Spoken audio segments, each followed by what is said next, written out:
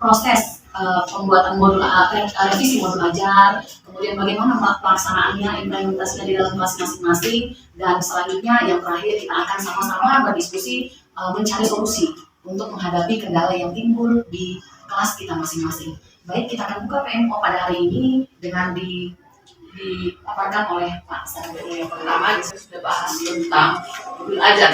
Di minggu nanti sampai Desember kita masih tetap modul ajar. Jadi kemarin kita sudah bahas tentang kegiatan di awal, yaitu pertanyaan pemantik atau pertanyaan esensial. Dan kita sudah bisa memodifikasinya. Ini kan sama seperti kurikulum lainnya, di sini kan harus memakai model pembelajaran atau metode pembelajaran, menunjang atau mendukung pembelajaran itu. Nah, di kami sendiri, kami belum bisa memakai model di sini, hanya kami memakai metode karena dengan kekurangan siswa kami yang masih belum semuanya mampu dalam Calistung. Jadi kalau misalnya kami memakai model pembelajaran, itu kan punya tahapan-tahapannya, sementara siswanya pun tidak mendukung. Jadi kami masih memakai metode pembelajaran yang sama, adanya tanya jawab, diskusi, dan penugasan. Jadi kami belum memodifikasi dia ke model pembelajaran seperti itu, karena memang kendala di siswa kami yang memang belum, hanya 40% akan dikatakan yang memang mampu dalam Calistung. Mampu dalam Calistung dalam arti kata ketika kita bertanya, mereka bisa menjawab hanya sebagian seperti itu. Dan solusi yang kami ambil masih melakukan apa yang sudah kami katakan pada PMO pertama, memberikan ekstra tambahan, belajar tambahan setelah pulang sekolah selama 30 menit. Itu yang sudah kami lakukan sampai saat ini sudah masuk ke minggu ke-7.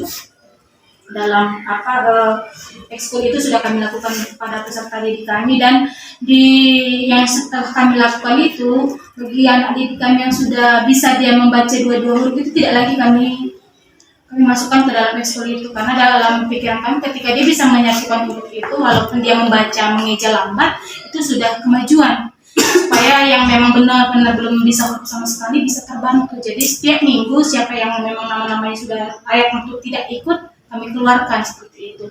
Dan rencana tindak lanjutnya sampai sekarang itu masih kami lakukan. Demikian tadi untuk laporan dari Ibu Wali kelas 1.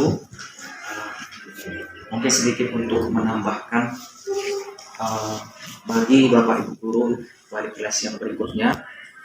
Kalau saya lihat di sini untuk laporan pelaksanaan kita di bulan Oktober ini, mohon juga nanti melaporkan refleksi hal yang sudah berjalan dengan baik dari kegiatan dari hasil PMO kita di periode sebelumnya. Kita kan kemarin ada melaporkan ada kendala, kemudian kita juga tawarkan solusinya. Nah, mohon juga nanti memberikan penjelasan refleksi dari kegiatan itu, apa saja yang sudah berjalan dengan baik dan apa juga yang belum berjalan dengan baik. Karena ini nanti bahan yang harus kita masukkan ke laporan pelaksanaan. Kesempatannya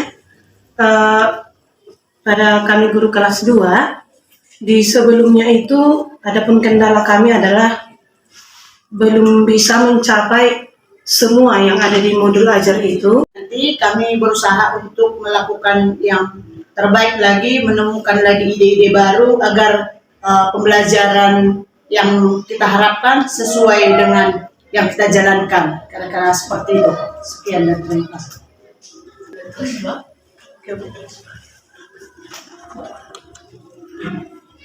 Kami di kelas 4 kemarin sudah membuat proses pembelajaran berdiferensiasi berdasarkan pemetaan kemampuan siswa, kesiapan belajar siswa yang kami lakukan di awal, yaitu melakukan kegiatan asesmen diagnostik. Ternyata kami menemukan adanya berbagai perbedaan yang kita temukan di kelas, baik itu kesiapan belajarnya, minat bakatnya, potensinya, dan termasuk juga daya belajarnya ya. Nah, kita ketahui bahwa pembelajaran berdiferensiasi ini ada 3 cakupan. Yang pertama diferensiasi konten, yang kedua diferensiasi proses, yang ketiga diferensiasi produk.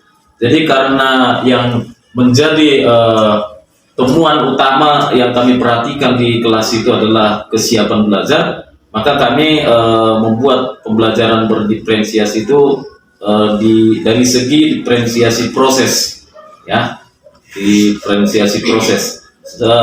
Setelah kami laksanakan ini di kelas, ternyata ada masalah yang kami temukan, di mana dalam pembelajaran berdiferensiasi ini kami buat dia bentuk pembelajarannya dikelompokkan siswa yang memiliki kemampuan tinggi dengan siswa yang kemampuannya rendah. Dicari artinya di dalam kamus bahasa Indonesia. Jadi kami beberapa kali menyuruh siswa untuk membawa kamus.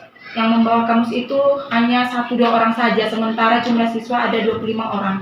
Jadi dalam tindak lanjutnya kami menggunakan media pembelajaran yang tersedia di sekolah, seperti seperti yang kita ketahui di sekolah kita ada Chromebook, ada beberapa buah Chromebook. Jadi kami berencana untuk membuat diskusi kelompok, ya, membagikan anak-anak beberapa kelompok, kemudian kami membagikan Chromebook yang ada di sekolah, karena kita tahu juga di sekolah kita tersedia WiFi, bisa dihubungkan dengan Chromebook.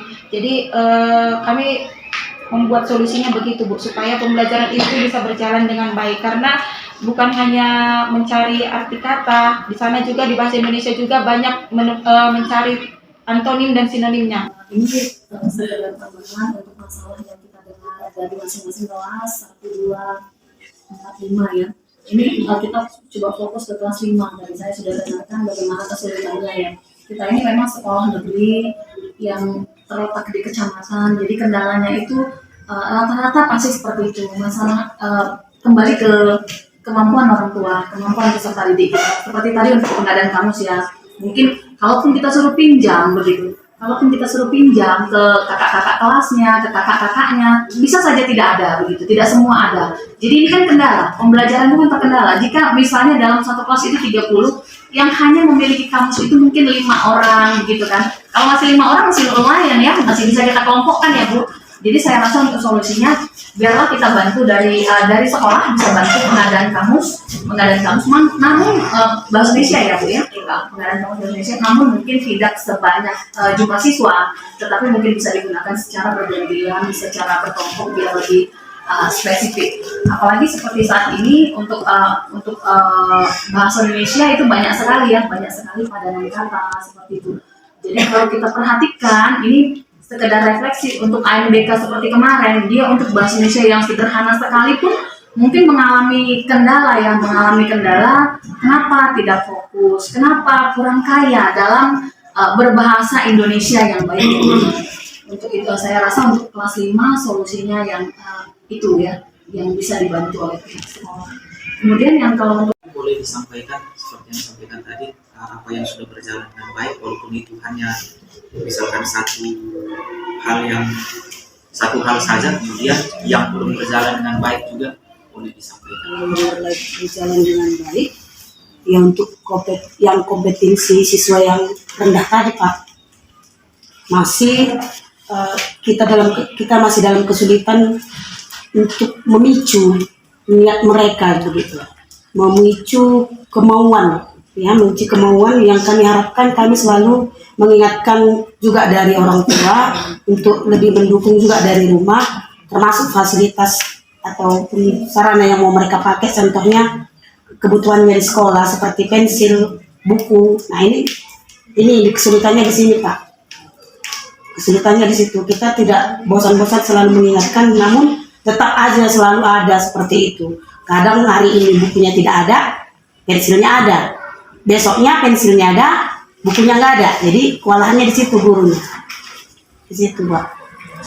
Pada proses pembelajaran yang sebelumnya, kendala kami adalah pelaksanaan pembelajaran yang sesuai dengan modul ajar, di mana kemampuan anak didik kita masih ada beberapa yang tidak bisa mengikuti sesuai dengan modul ajar. Jadi adapun solusi yang kemarin yang sudah kami laksanakan itu menurunkan TP-nya agar dapat menjangkau kemampuan siswa kita semuanya. Jadi tidak hanya yang berkemampuan tinggi, tapi dengan menurunkan TP itu bisa lebih efektif untuk anak didik kita yang berkemampuan tinggi, rendah maupun yang sedang. Untuk yang belum tercapai, yaitu pengelompokan pembelajaran berdiferensiasi tadi dalam hal pembagiannya. Kalau sebelumnya kami membuat pengelompokan berdasarkan kemampuan, kami ganti dengan pengelompokan pembelajaran tutor sebaya. Mereka masih banyak yang kurang saling terima, masa si A ini mengajari saya begitu. Jadi dalam hal ini kita masih membuat proses lagi untuk mencari ide yang lebih bagus lagi agar hal ini boleh berjalan dengan baik. Itu saja Pak dari kami kelas 2, terima kasih. Di dalam tindak lanjut kemarin masalah kesiapan. Nah ini yang menjadi kendala seperti di kelas saya di kelas 4, sepertinya masih banyak siswa itu kurang siap untuk belajar. Ya, jadi ini akan terus kita lakukan refleksi atau mungkin perubahan-perubahan yang akan kita laksanakan. Misalnya untuk mencatat saja itu sudah sering kita temukan kadang malas untuk mencatat ya apa yang sudah. Jadi harus berbagai cara yang kita lakukan. Jadi itu saja menurut kami kegagalan yang masih perlu kami tingkatkan, kami evaluasi dan kami perbaiki di hari-hari berikutnya. Demikian refleksi yang bisa kami sampaikan dari kelas 4 berdasarkan PMO yang sudah kita laksanakan bulan kemarin. Terima kasih. Kepada kami di seri guru kelas 5 ingin memberikan refleksi buat PMO kita pada bulan-bulan yang lalu. Di sini kami sangat senang diadakannya PMO ini karena pada bulan-bulan sebelum kita adakannya PMO ini kami bingung karena JP dan TP yang kami rasa itu sangat tinggi bagi anak-anak, tetapi setelah PMO kita kami dapat memilah-milah seperti yang Bapak Ibu pembimbing sarankan kepada kami. Jadi kami telah bila-bila tujuan atau TP kepada anak-anak yang sesuai dan kami tidak mengalami kesulitan di dalam menyusun modul ajar itu lagi kembali.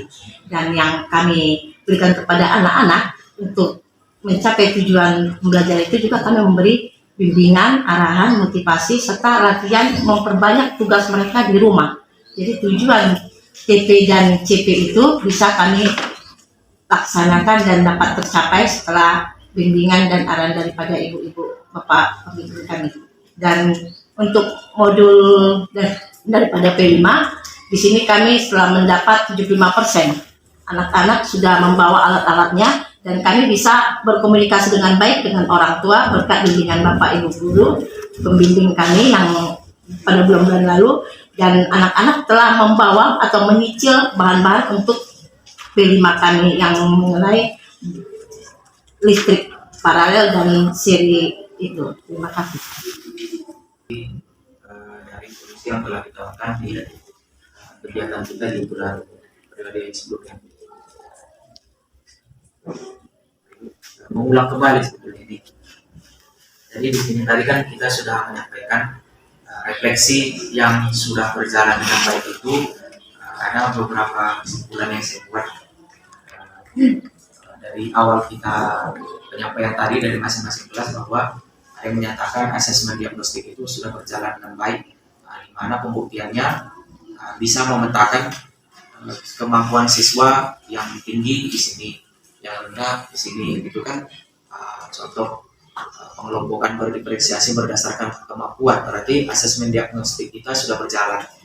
Nah, kemudian ada juga tadi kita sudah menyesuaikan TP atau ATP menjadi lebih efektif dengan menurunkan potensi yang harus dicapai, namun tidak keluar dari TP yang sudah kita susun di bentuk silabus. Nah, artinya di sini Bapak Ibu, kalau ini nanti akan saya masukkan di sini, maka mohon nanti untuk Bapak Ibu wali kelas adalah modul ajarnya yang memang di sana dengan kelengkapannya sudah ada asesmen diagnostik yang bisa memetakan kemampuan siswa, dan juga ada nanti modul ajar Bapak Ibu yang rencana kegiatannya sudah ada di sana bentuk rencana kegiatan RPP-nya di dalam modul ajar itu, pengelompokan berdiferensiasi itu, baik itu mungkin secara kompetensinya, kemampuan, ataupun dengan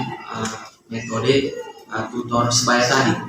Dan ada juga di modul ajar Bapak Ibu, ketika nanti misalkan diperiksa atau diminta itu, kami minta berkasnya, kemudian kami upload dari sini, ATP atau TP yang kita buat itu tidak lagi sama dengan yang kita unduh, dengan yang kita download dari website tertentu. Itu saja barangkali yang saya tambahkan, agar nanti begitu diperiksa ya memang hasilnya real kita buat. Berdampak untuk kita semua, terutama berdampak untuk murid-murid kita, dan untuk mendapatkan hasil yang terbaik. Untuk itu besar harapan kami semua bahwa apa yang kita lakukan, apa yang kita kerjakan itu benar-benar memiliki progres yang baik. Jadi nantinya di dalam kelas kita memiliki gaya belajar, gaya mengajar yang sedikit berbeda dari yang sebelum-sebelumnya. Untuk itu, terima kasih atas kehadirannya, terima kasih atas partisipasinya untuk pelaksanaan PMO ini. PMO pada bulan Oktober ini kita tutup. Sekian dan terima kasih.